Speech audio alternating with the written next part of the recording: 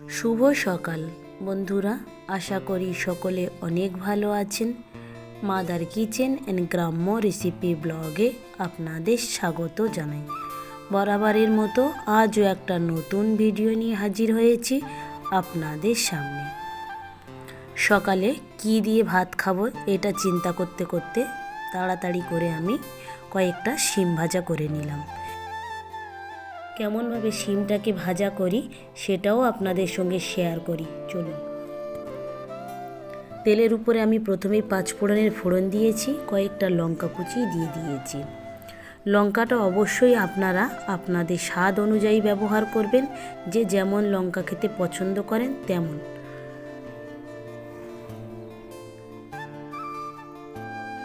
পেঁয়াজ কুচি দিয়েছি আর কয়েকটা রসুনকেও আমি ঠিক এইভাবে লম্বা লম্বা করে কুচি করে দিয়ে দিয়েছি। এক দুবার নাড়াচাড়া করেই আমি এখানে কেটে রাখা আলুগুলোও দিয়ে দিয়েছি।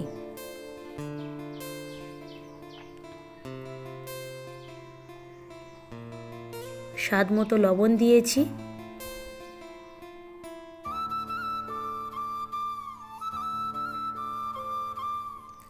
উপর থেকে এবার আমি খানিকটা চিলি ফ্লেক্স দিয়ে দিয়েছি। আপনারা চাইলে এটা নাও দিতে পারেন, কিন্তু একবার দিয়ে দেখবেন এই সমস্ত উপকরণগুলো।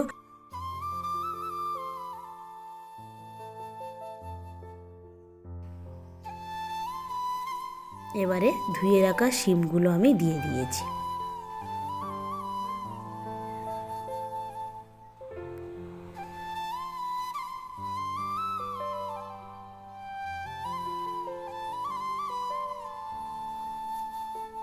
আবার আমি একটু এখানে লঙ্কার গুঁড়ো দিয়েছি, একটু হলুদ গুঁড়ো দিয়েছি।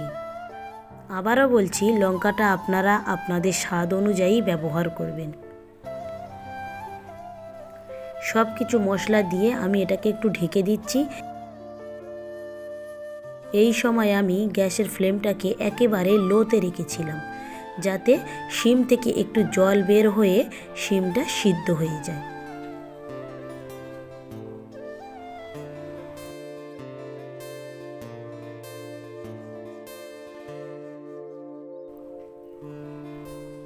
এবং আমার শিমের কালারগুলো অনেকটা পরিবর্তন হয়ে গিয়েছে। একটু জিরে গুঁড়ো দিয়েছি এবং আপনারা চাইলে এখানে ধনিয়া গুঁড়োও ব্যবহার করতে পারেন। অবশ্যই যে কারণে শিম ভাজা স্বাদটা বেশি বেড়ে যাবে সেইটার কারণ হলো এই পাতিলেবুর রস। অবশ্যই আপনারা ভাজার সময় এখানে একটু পাতিলেবুর রস দিয়ে দেবেন, দেখবেন ঝাল ঝাল টক টক হবে এই ভাজাটা, খেতে খুব সুন্দর লাগবে।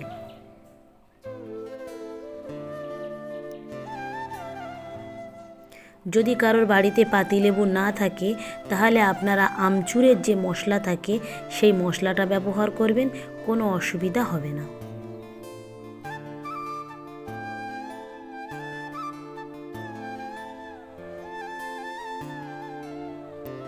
গরম গরম ধোঁয়া ওঠানো ভাতের সঙ্গে এরকম ঝাল ঝাল টক টক শিম ভাজা থাকলে আর কিছুই লাগবে না, সকালের খাবার এমনিতেই হয়ে যাবে।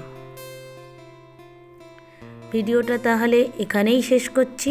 ভালো থাকবেন, সুস্থ থাকবেন, আর ব্লগটি কেমন লাগলো অবশ্যই জানাবেন। ভালো লাগলে একটা সাবস্ক্রাইব করে দেবেন। দেখা হবে পরবর্তী ব্লগে।